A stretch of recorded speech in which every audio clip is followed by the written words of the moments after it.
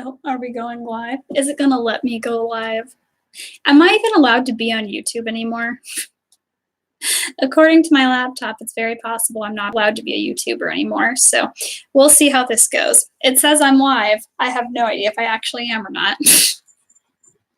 What an absolute travesty of a setup. I had this whole elaborate plan. I was going to try this out on a different laptop and everything and see if that helped. Oh, wait. Okay, sound is on. Sound works. Banned from YouTube and Tumblr. Wolf Girl, you weren't even close to first. And Tinder. Oh, man. That's fine. Wow. We hear your grunts clearly. Thanks, blank space. That's heartening. Shout out to the 2 people who have already liked this and the 11 folks who are here. And the cat who's trying to be in my face. Stop it. Stop it, God. Jesus Christ. Things changed. All right. So I had this whole plan where I was going to try this on a completely different laptop. And then 30 minutes before I was supposed to start this stream, I was like, oh, wait, where's the charger for that laptop? And I realized it was nowhere to be found. I also would like to just pitch out into the world that my image was not lagging before the bastard walked in front of the camera, and now it is. So fuck that. He's cursed. You are a pox on this house. Anyway, so what's up, cool cats? I want to talk about the Patreon TM real quick, because there have been some slight, there's some news there. One, it still exists. No for the last month because I, in an absolutely astonishing act of prescience, decided that I was going to take October off from being like an active charging Patreon account. And that turned out to be a really good idea because, as I'm sure many folks noticed, October was a shit show from start to finish for my brand. You know, it kicked off spicy by completely deleting my blog that I've had since I was 15 years old.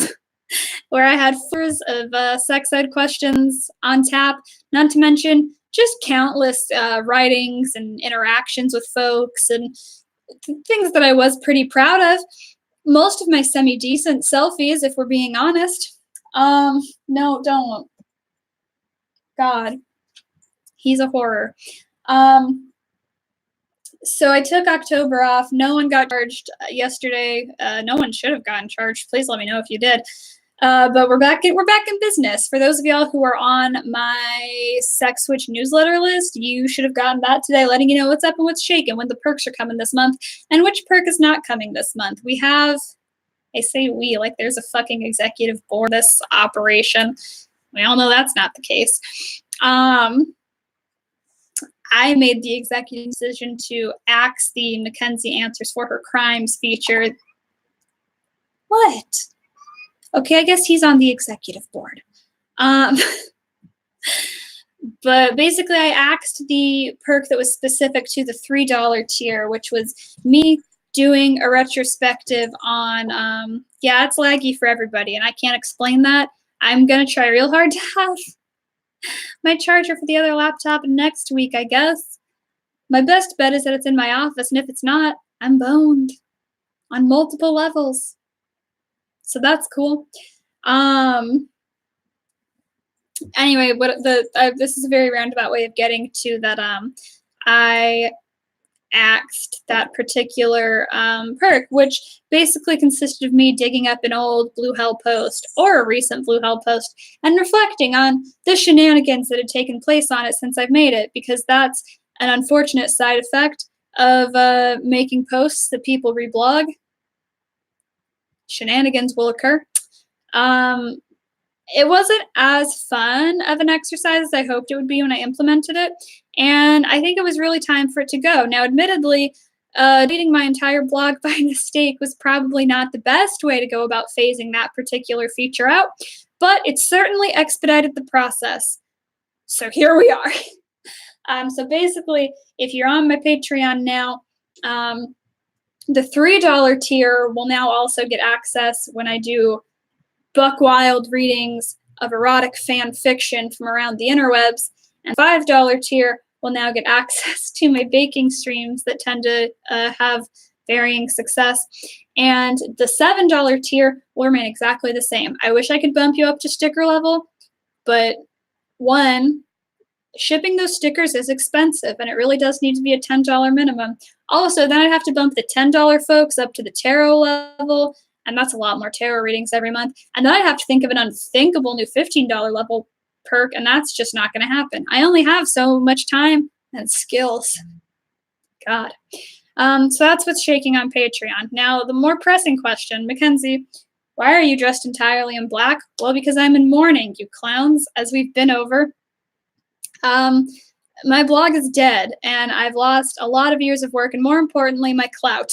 I thought about getting really dramatic and like sipping on a glass of wine during this entire stream, but then I was like, one, that requires going out and buying wine, and two, last time you had wine, you ended up crying into your pillows for several hours when you tried to go to bed. So that's a big no on the wine, good buddy.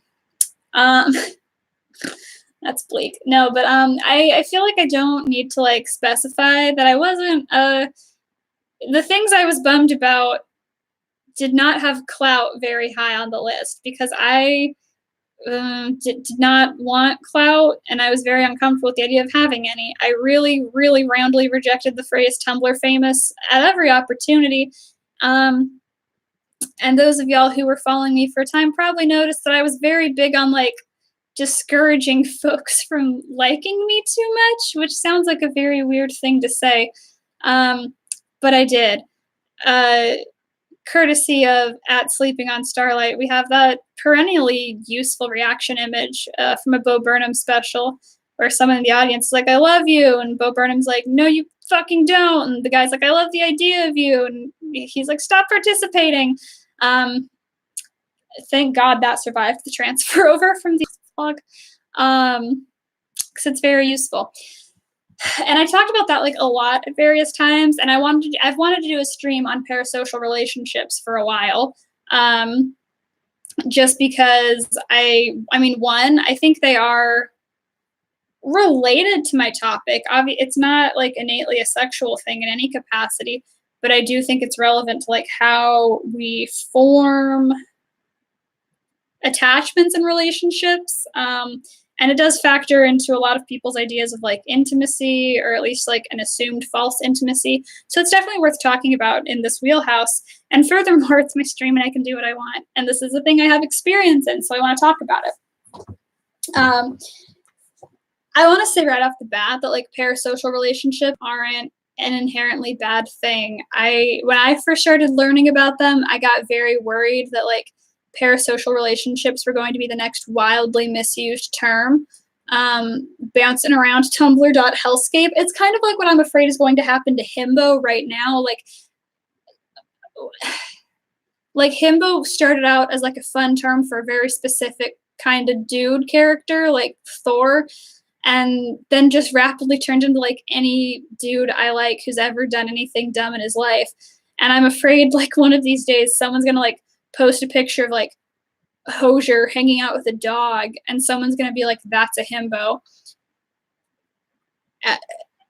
At which point I'm gonna have to cancel himbo for everybody, because that's ridiculous. I was afraid that parasocial relationships were kind of going to go that route and like the emotional labor route, because emotional labor is like a real thing. But also when people started being like, my friends expecting me to listen to them talk about their problems is unfair emotional labor, that was a misuse of that term that completely divorced it from any of its intended context.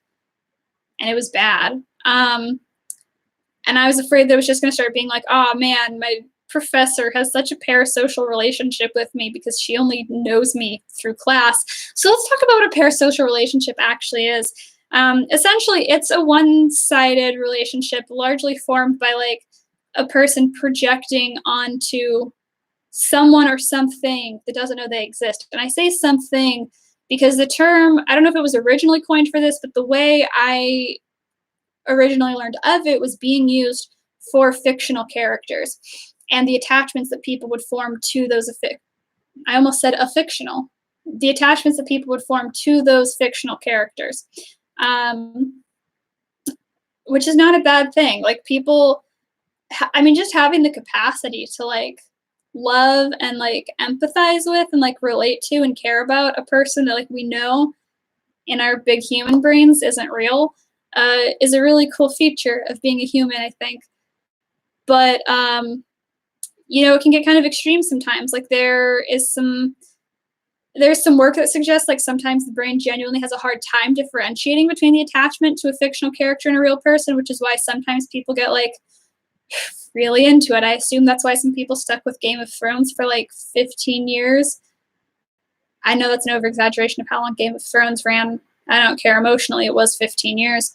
I think like a really well-known historical example is how like the first time Arthur Conan Doyle tried to kill Sherlock Holmes off and be done with him, there, you know, the story goes, people were like literally in the streets mourning, wearing black armbands, like sending Sir Arthur Conan Doyle mail, going like, "Bring him back, I beg of you." That's parasocial as hell. That level of attachment to a person that you know isn't real, and just caring about them so dang much. Oh god. Oh god. Okay, sorry, my best friend just picked the worst time to message me. Sidebar. So that's all cool and good. That's just, you know, it's a parasocial relationship does not have an innately like positive or a negative context. It just means, oh, you formed an attachment to, in this scenario, this character who like by definition of being a fake fictional character cannot like return the sentiment or form a two-sided relationship with you. Where I think it's really important to talk about it is with real people. Because especially with the advent of social media making it really, really easy and really, really tempting to see what like your faves are doing 24/7 if they choose to share that much, it can feel really easy to assume or like pretend that you have a relationship or a connection to this person who doesn't know that you exist and never will in any meaningful capacity. Like liking your tweets about them and how great they are is not a meaningful relationship when that's all the interaction they've ever had with you.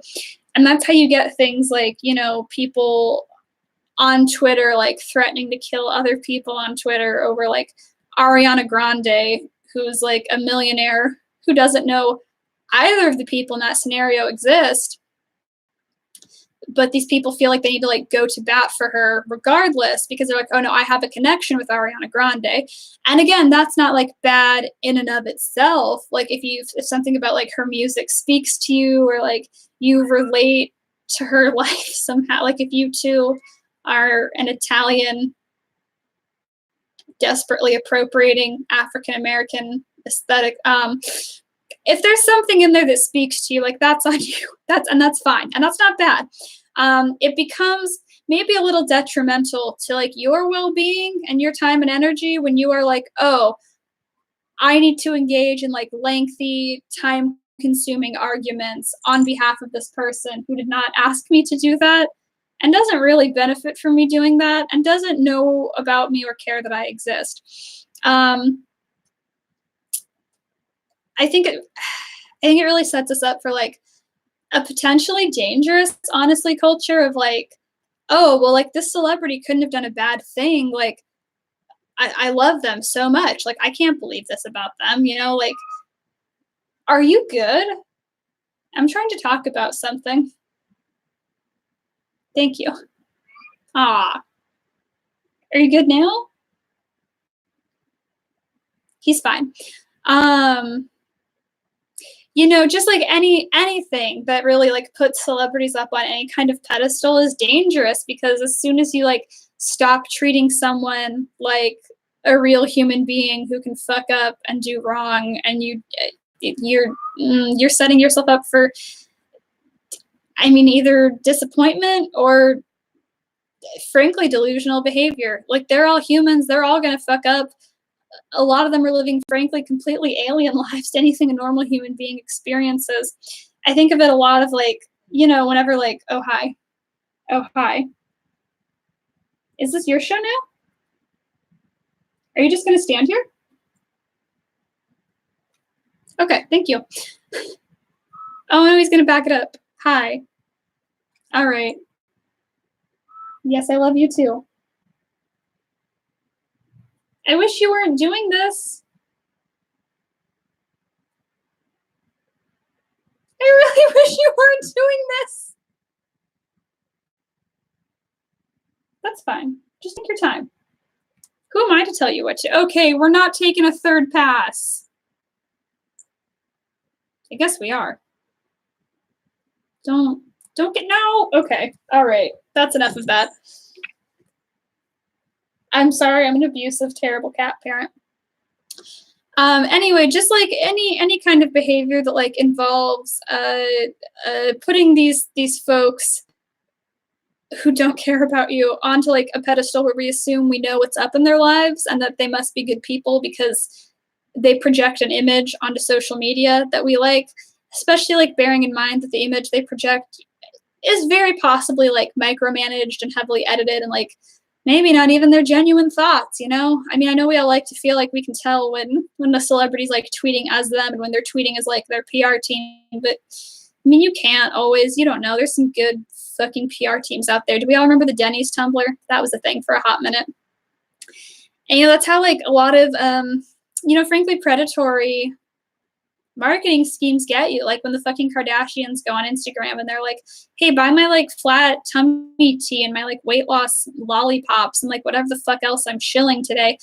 Like, that's kind of an extreme example. And I think the Kardashians occupy, like, a specific enough niche of artificiality and, like, flaunted artificiality in our culture that, like, most people look at that and go, oh, well, that's selling me some shit. But, like, that's really how, like, Instagram influencers and a lot of YouTubers as a whole have been able to, like, make money is by, you know, setting up this platform that looks a lot more intimate and personal. You know, because, like, a lot of YouTubers are, like, coming at you from their bedroom. Guilty. Caught myself. But or you know, Instagrammers are just like posting like their dog and like their breakfast they made themselves and they're like goofing and like it feels very casual and it feels a lot more intimate than like a commercial of the olden days does. Like when you listen to like an advertisement on Spotify and some guys like buy Tostitos. I don't know what the advertisements are on Spotify anymore. I sold out and got premium as soon as I got a grown-up job. But like, you know, that's an advertisement. Whereas like a lot of times, like if you see someone you love on Instagram, just like chilling, like, oh yeah, and I use this. It's like, oh yeah, like you're probably making that bank, like good for you. I love and support you. Like I'm not above this. Whenever I'm like listening to a fucking McElroy podcast and they're like, okay, it's time to sell you a quick toothbrush or some MeUndies or a fucking Casper mattress. I'm like, love those boys and their goofs. I should get a quick toothbrush. Sounds nice. You know, it's that kind of like purposeful taking advantage of the perceived casualness and intimacy of it because like obviously it's all parasocial, right? But I think there are levels to it. Like most people like following, I don't know, like fucking Chris Evans or like, oh man, like this guy seems cool and like he hates Donald Trump and he posts about his dog a lot. Man, I like Chris Evans. Fuck yeah, that guy gets it. Like I feel like we'd be buds.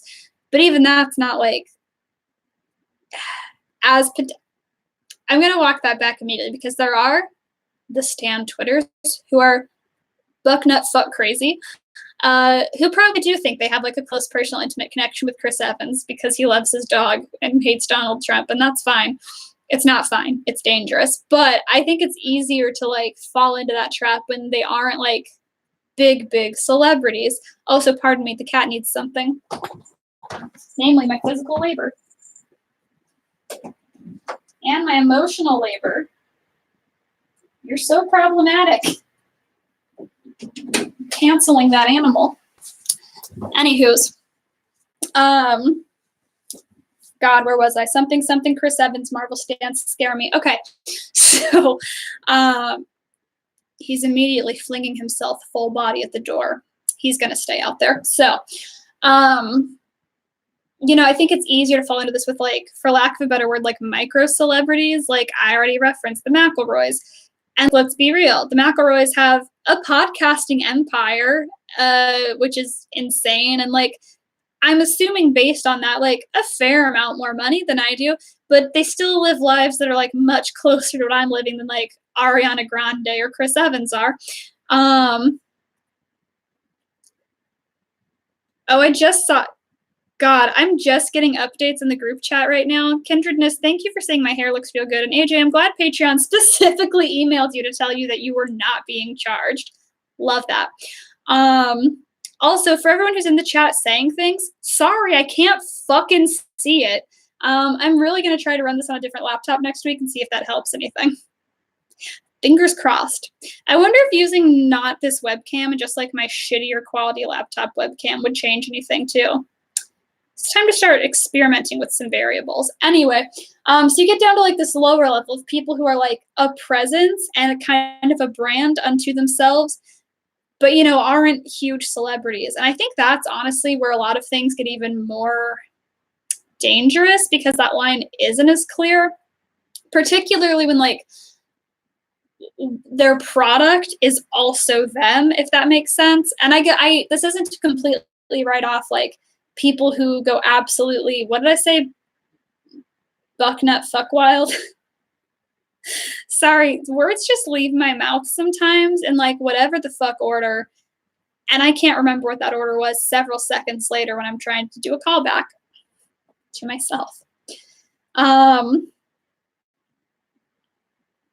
So I'm not saying that like the big celebrity stan culture isn't like bad and damaging for like other reasons, but I'm more interested in like the minor league stuff, for lack of a better word. Because let's use the McElroys as an example, because boy, is that something I've spent my time researching. And by researching, I mean desperately relying on all of their podcasts for so much as a whiff of serotonin. So, you know, obviously, like none of them are like strictly acting. Like there is obviously like the role play aspect of like their tabletop RPG podcasts.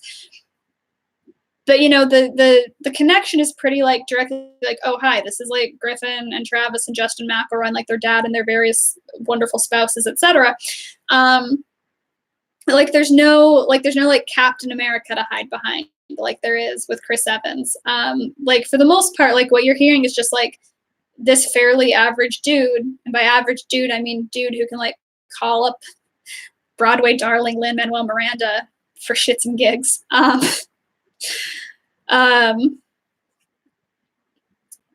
you know, you're listening to like a dude from like somewhere in the middle of West Virginia talking about like their dogs and like their kids and like, you know, being tired and like sick most of the time. They're ill so often. It's because there's so many of them, they just pass it around. And I think it feels much easier to connect to that, you know, especially when they do things like talk about their mental health, which, you know, most of the McElroys have been pretty straight up about discussing, like, you know, things like the trauma and grief associated with their mother passing when they were all, you know, fairly young adults. You know, Sydney McElroy and Justin McElroy talk pretty openly about like they have a whole episode talking about their mental health stuff. Travis has talked a lot about his unique bag of stuff, and it's stuff like that that makes it very easy to be like, oh, like these people like get it, and you know, to a large degree, like they do, like for sure, like you might have some very similar experiences to them, but absolutely none of that means that like if you met them, the two of you would be going into exchange on equal footing, right? Because like you walk into that and you're like, oh, like I've heard all about like your particular like, you know, like traumatic child birthing experience. That's not the correct way to articulate that. And like how you felt when your mom passed, and like your, you know, I've heard about like your college years and like your shitty car, and like how Griffin fucking ate dry pasta at Olive Garden because you convinced him that was a thing. So you're coming in with like this, you know, like bucket of knowledge, like down to like the pets' names of these people, and they don't know shit about you. Like they know, oh, this is like a person who's probably cool and is a fan of my work, and that's it. Which is like kind of like the crux of what a parasocial relationship is. Like it's not to say that your connection to that person is not real or like valid and that it's not doing anything positive for you, but it is like an inherently unbalanced one, which is why putting like too much stock in that person as like an individual can be bad. And I think it can be bad for you as a consumer, if like, God forbid it ever turns out they did a shitty thing and you're like, oh, well, I'm going to die on this hill anyway. Or just like any, if they ever like say something you disagree with and you find yourself like completely heartbroken by that. But it also frankly can be dangerous for the people making the stuff that you like. And one of the things so I keep saying this about like every post that I've lost from the old blog, but there is one that I am very genuinely bummed I no longer have easy access to, where someone sent me a very polite ask that was like, oh, hey, like, you said something about how parasocial relationships can be dangerous for creators. Can you elaborate on that? And boy, did I elaborate on that.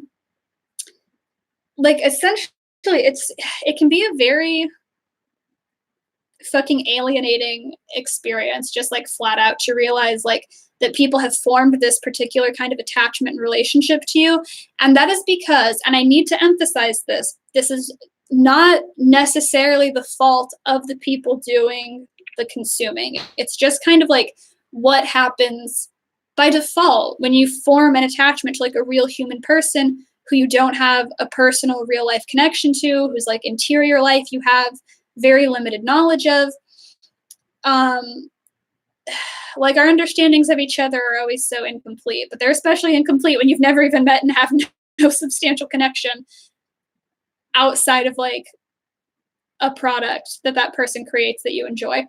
But basically, like, I think when you like a person, you start projecting this slightly altered version of them onto them that like, and like the longer you have that image in your head, the less like them it's going to be.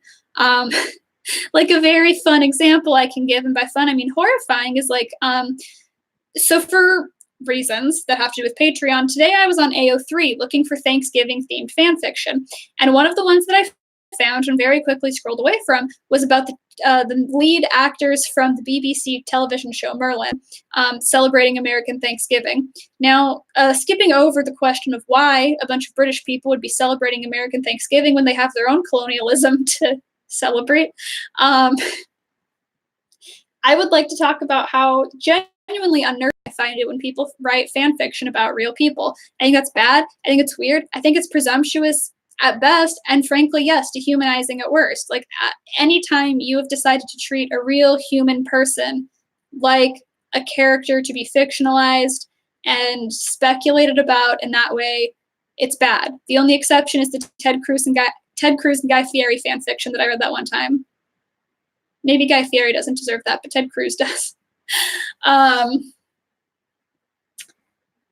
That leads us down like a terrible rabbit hole of like who deserves to be dehumanized, and like the answer is no one. But essentially, you'll just like, and this is a value neutral statement, but you will start to form an image of someone, of what this person is like, based on a highly curated and editorialized version of themselves that they have chosen to project for you. And that, again, that sounds very sinister and like it's very deliberate on their part, and like they're tricking you into thinking of them that way. And like sometimes, yes, that's the case, but like, let's be real here. Everyone is highly selective about the version of themselves that they choose to project onto social media or into their writing or into their videos. Everyone does this. It's just much more heightened for people who have a following. And I think you definitely do become a little more conscientious about how you present yourself once you have a following. And that's not a bad thing at all. I think a lot of creators become much more like thoughtful, conscientious, courteous people once they're aware, hey, I have an audience and it's diverse, and maybe my beliefs and my worldview were not the most like inclusive or, just like generally kind and all encompassing when I started out. Like, listen, I was interested in sex education when I started doing what I do on Tumblr, but like having to learn and respond to so many questions and take on so many different perspectives and just talking to so many different kinds of people taught me to be such a more open-minded and conscientious and non-judgmental person. And I genuinely don't think that's an experience I would have gotten had I not been doing that from the time I was barely 18 years old. And I think that's really shaped who I am today and how I approach sex education today. And that's so vital and so phenomenal, and I'm so grateful for that. But the flip side is, the longer you kind of like engage in this one-sided relationship where all a person is putting out is a product, but what you're consuming is like a sense of personal connection, you will start to build this image of them that will increasingly not line up with who they are as a person as it becomes more specific and intimate to you. And what happens eventually is that they do something that contradicts that image of the idealized them that you have built in your head. Like a really fun example for me personally was when Polygon's Brian David Gilbert decided to cut his beautiful floofy hair and grow a mustache going into season 2 of his show Unraveled. And a lot of people seeing pictures of this on Twitter lost their goddamn minds. So in his first episode, he had a whole gag where he was like, oh, it's just a joke, and then ripped off a wig and a fake mustache, revealing his real short hair and his real mustache, and was like, just kidding, I'm not your friend, and you have no say in what I do with my body. Which was so gratifying to me as a person with like a much smaller but real internet platform, even smaller now. Rip. Because it's such an easy thing to fall into, like the sense of like, oh, like you see this person you've been following on Twitter has cut their hair, and it's so easy to make a comment that's just a joshing like, whoa, I can't believe you cut your hair, like you might to a friend that you know in real life. But here's the thing.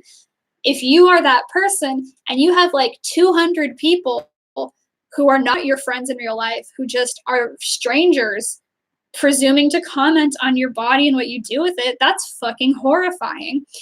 And, I'm lucky that for the most part that never hit me. But when it did hit me on Blue Hell, it hit fucking hard. Like this happened several years ago and I still think about it. But essentially someone messaged me out of the blue with this like semi-incoherent rambling message about how like their house or like their boyfriend's house, someone's house had burned down, and they were very distraught. And I had no idea what to do with that because, dude, I'm a sex educator. I'm not an arson-based grief counselor. And I said something that probably was dismissive and probably was not like the best way to answer that. That was like, hey, did you send this to the right blog? I don't know what to do with this. And they sent a follow-up message. These were, anonymous, of course, that was like, oh, I just wanted some sympathy, but thanks for being such a bitch about it. And I was like, oh, cool. Because in that person's mind, I was supposed to be this like endless fountain of like sympathy and compassion and wisdom and just like completely able to like drop everything and sort out everyone's shit and give them like a comforting pep talk anytime they wanted to hear it. And I'm not. No one is. And I think that line, gets blended. That line does get blurred very easily because, my sex ed blog was my personal blog, was my fandom blog, was my, like everything was right there, So a lot of times I think people would show up looking for one facet of me and get one that they didn't want. And that was disappointing. Like another time that happened was much more recently. Earlier this year, when someone sent in a message that was like, oh, hey, are domino masks a kink of yours? And I was like, just fucking floored by the audacity of it, honestly. Like, here's the thing. I don't care how much someone has posted about their sex life. And like, I've been pretty fucking open about it in the name of education. Like, I have gotten on that blog and been like, hi, I don't like penetrative sex. I went to an orgy one time. One time, I made direct eye contact with a painting of Jesus while I was eating a woman out. Like, I share some pretty specific fucking details. I still don't think, personally, that gives anyone the right to walk in and be like, hi, I'm going to ask a highly specific and invasive question about your turn-ons just for shits and gigs because I can. I hate that shit. Like, not to get steamed about that, but I'm steamed about that still to this day. Like, fuck you. I give you so much of myself willingly. You don't get to walk in and demand more. But, they had this image in their head of me as a person who's like down to talk about sex and sexuality in like a very open and upfront way. And that means that it's okay to just ask me whatever the goddamn shit fuck you want at any time, which is patently not the case. And, luckily there wasn't like that same kind of pushback around that one, but there was I got called a bitch another time too, I think, or maybe in my head I got called. The tone was definitely that I was a bitch for like asking someone not to call me Mac, which is like a shortened version of my name that I don't care for. You know, like it was very, you know, they like sent me a message where like they referred to me as Mac, and I was like, hi, like please don't call me that. Like my name's in my bio, it's Mackenzie. They're like, okay, well, like, you know, I did get a message back for that, and I was like, okay, well, like, how was I supposed to know that? Like, thanks for making me feel like the asshole. Like, you didn't have to be so mean about it. And I was like, I just asked you not to call me that, but like, thank you. Which I think is not even necessarily just like parasocial territory, but also like runs into this idea that like if you are like a popular Tumblr blog or whatever the fuck that means, you're just supposed to be open to like any shit, anytime. Like, fuck that. Like, yeah, I'm like grateful for my platform, but that doesn't mean I have to like tolerate anything from it. Eat my ass. God. Which just, so, oh my God. I almost just got dumped out of this chair, babes. Let's just ate shit. Anyway, but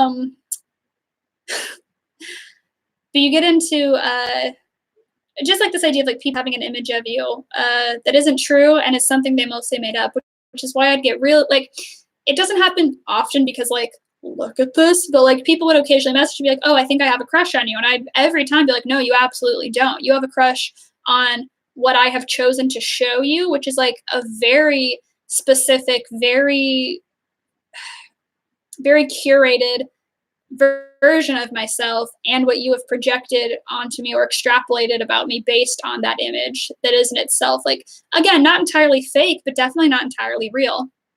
And I was just got to shut that. That's when the meme comes out. You don't love me. Stop participating. And I think in the long run, that has a lot of potential to harm creators because, you know, if you've got folks who have built up this like idealized version of them in their heads, you know, someday when that creator says something that doesn't jive with that image, that's when the fan base has the potential to turn on them in a big way and get really mad and feel like betrayed by that and be like, oh, well, this isn't who I thought you were. Even though so often that image of, you know, the creator in question is not really based on anything that they said or directly supported, but rather what has been assigned to them based on the consumers of what they make, even if what they make is just their like personality or their writing or their videos.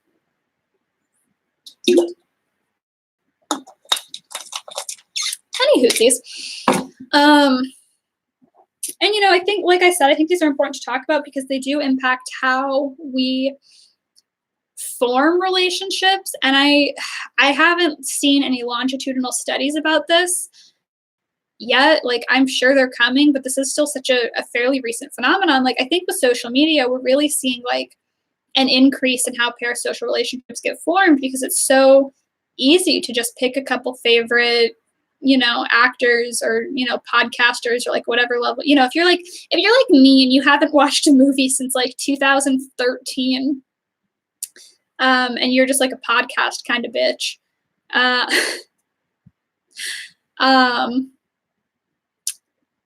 you know, whoever you choose to latch on to, like you have pretty much the pick of it. Like everyone's online, you can choose anyone from Ariana Grande to a couple of people who make videos about video games. And I never want to be like oh, well, like social media is like ruining the youth and like making them developmentally abnormal. But I think we do need to talk about how like social media does shape what we think of as normal and how it encourages us to think. And I don't want to be like drastic, but I think, you know, it's possible that we are going to see like a lot of people, especially younger people who have really grown up on the internet and for whom this is really normalized, like maybe, you know, relying more on these parasocial relationships than like actual friendships or like romantic and or sexual relationships, because it's just so much safer. Like it's so much safer to just like thirst tweet endlessly about like Jeff Goldblum or like, you know, talk about like, I don't know, like the fucking Polygon team or like your best friends. Like it's so much less anxiety inducing. Like trust me, like I understand the appeal. Like if you are an anxious bitch like me who frequently worries that like texting your friends about something that you know they're interested in and think is funny will be irritating. Like, it's so much less stress to just latch onto a person who, by definition, can't really get annoyed by you because they aren't even directly interfacing with you.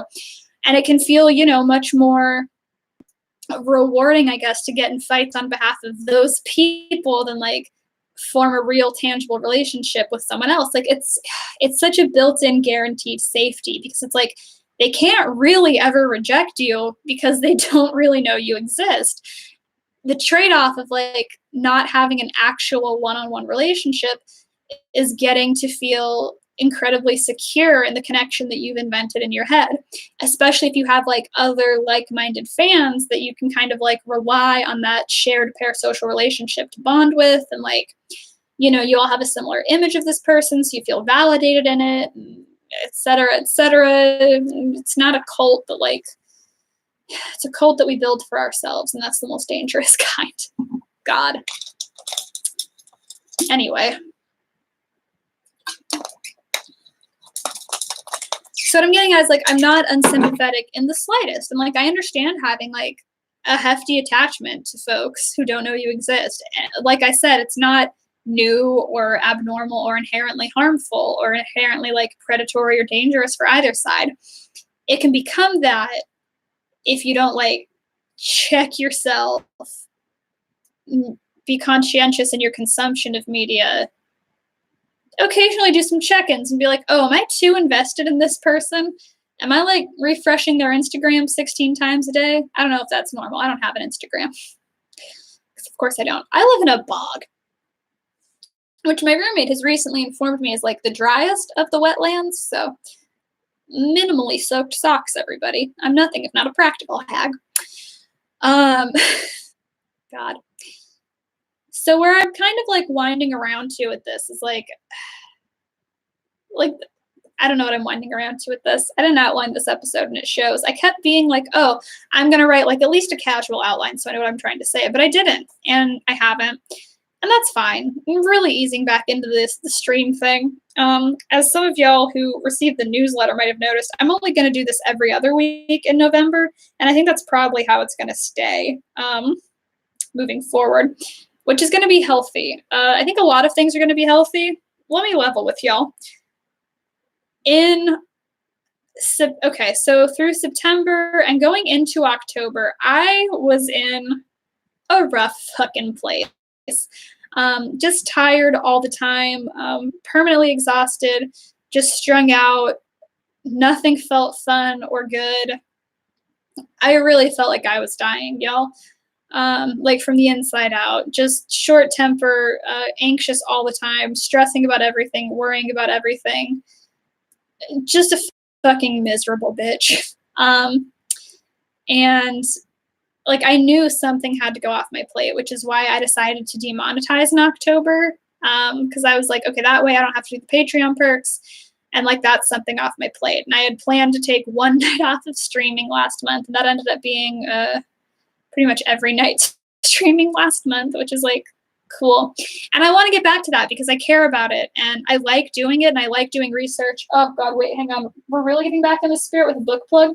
This is Faking It by Lux Alptraum, Luxalptraum.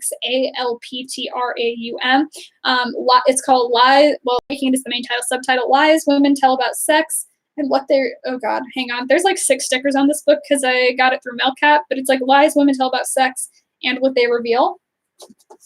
It's a really good book. I really miss reading nonfiction about sex. Also, like half my faves are in there. Like in every chapter, she's like, here's Jacqueline Friedman, here's Rachel Hills, here's 12 other people whose names are, here's Hannah Blank, here's Heather Corinna, here's Jessica Valenti. So it was delightful. It was like walking into a party that I was already excited to go to and then seeing a bunch of people whose work I really respect. I assume that's what good parties are like. I've never been to one.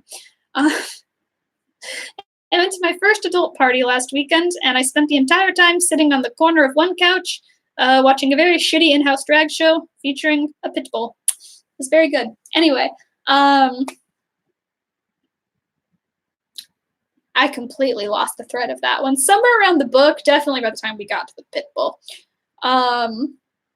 Oh, so like I had to take a fucking break from something. So I cut that out. Um, and then I just ended up not really doing streams for October. And after I deleted the blog, I was in a weird headspace and like really didn't want to be engaging and doing internet stuff anyway.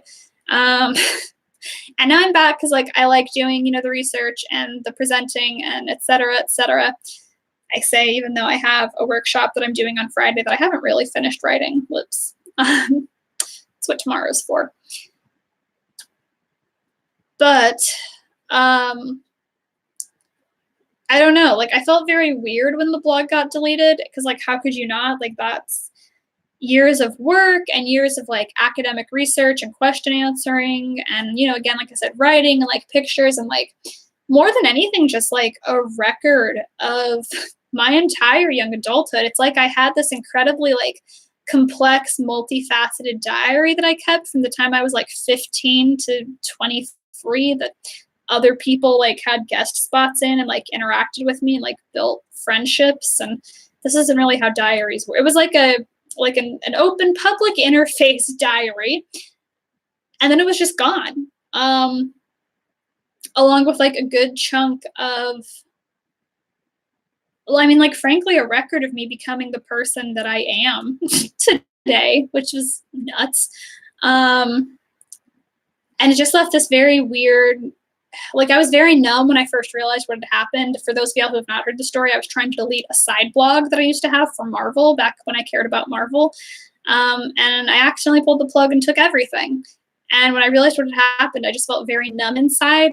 And I kept going for a couple days like that with like, you'll just email Tumblr support and they'll fix everything. And then it became apparent they were not going to fix everything because this website sucks. But, and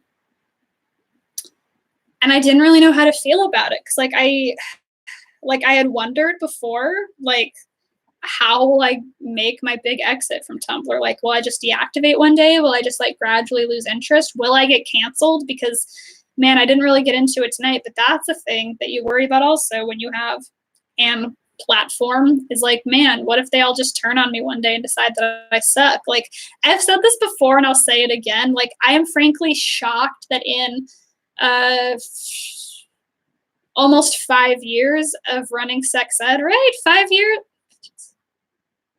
Almost 5 years of answering sex ed questions, no one has ever been like, oh, Batman is a gateway drug as an adult who answers teenagers' questions about sex and like encourages them to like masturbate and like have consensual sexual experiences. I think she's a pedophile. Like, I'm frankly floored that's never happened. If it has, like, I've never seen it. Thank God, don't send it to me.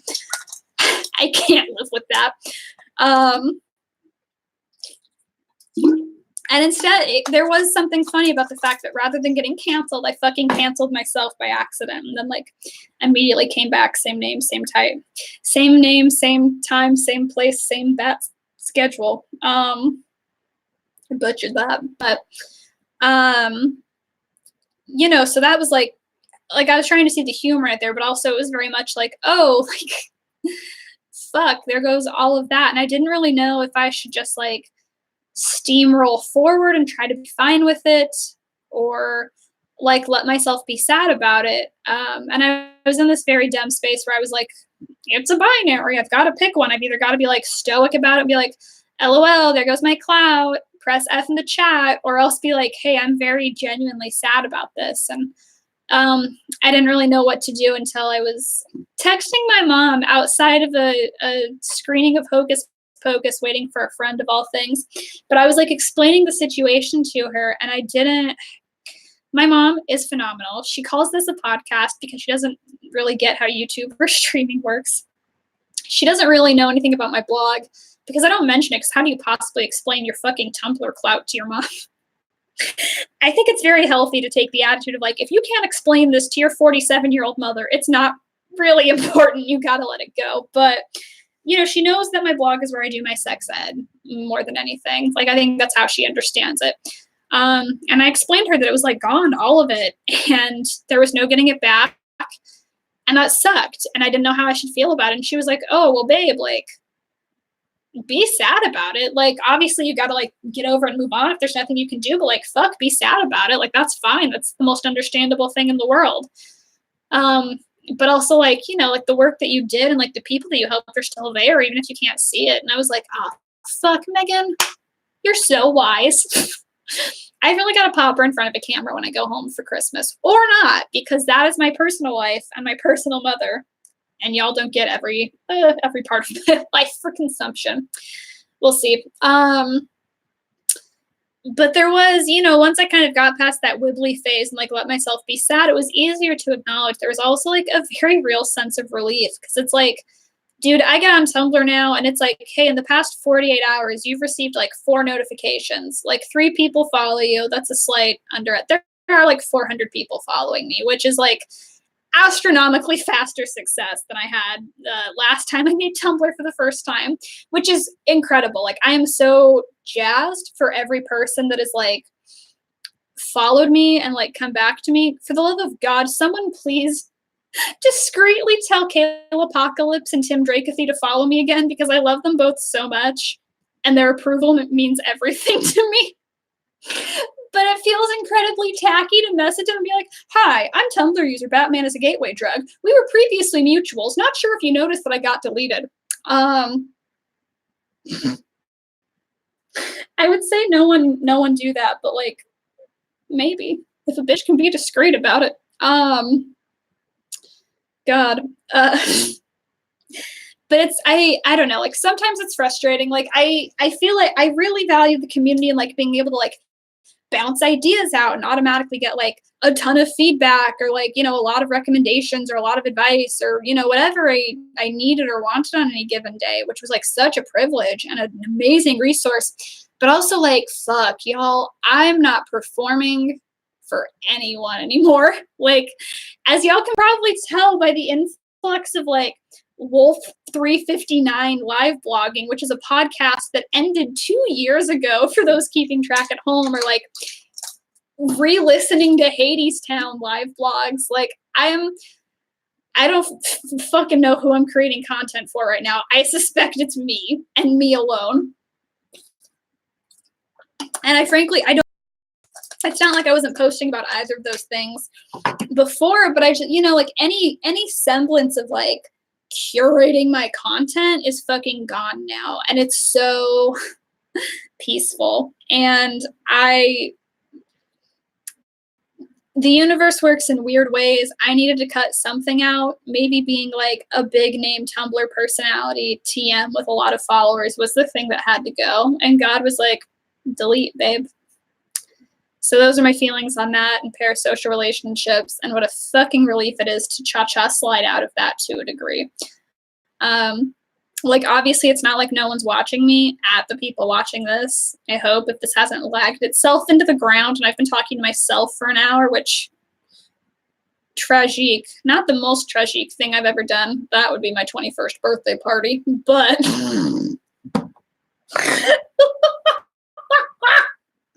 It was so bad. But, you know, there's a big difference between like 400 followers and like the 1,500, I don't fucking remember, that I had when I accidentally hit delete. So, new November, new me, babes. We're gonna keep doing this. We're gonna keep trying new things. We're gonna make this channel stop fucking buffering and lagging so hard. So fingers crossed for that. Double fingers crossed for when I click end stream in a couple minutes, and it probably doesn't. Please? Maybe it will. Who fucking knows? Well, anyway, here's Wonderwall. I say that like I know how to play Wonderwall. Or like I have the damn thing tuned. It's definitely not. Hang on, I can tune it real quick, though. I have a little app for it on the phone. I can do this for hours. Oh, this could turn into like a live embroidery stream, I guess. Y'all want to see me make a unicorn? You don't have to tune a hoop, which is helpful. I'll be here all night. What if I just turn this into a fundraiser because YouTube won't let me stop? Can't stop, won't stop. I've thought about doing a stream where I read the entirety of the Suicide Squad movie novelization. We have it at work and it looks very bad. The opening scene is different than the one in the movie, which is weird. Almost as weird as the fact that I've read the opening scene of the Suicide Squad novelization. And almost as weird as the fact that I'm clicking end stream and YouTube won't let me. Hey, YouTube. Man, I just pulled the plug, but I don't know what that'll do to the stream. I don't want to have to fucking say all this again.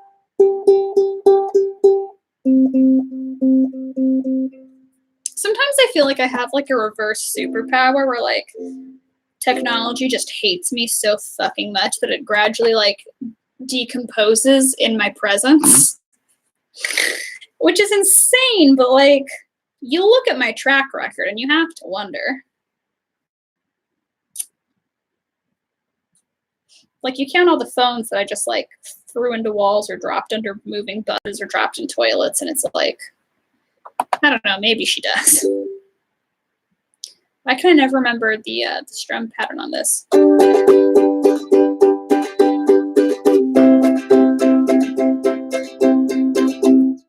Is it a D? Fuck me. That doesn't sound right. There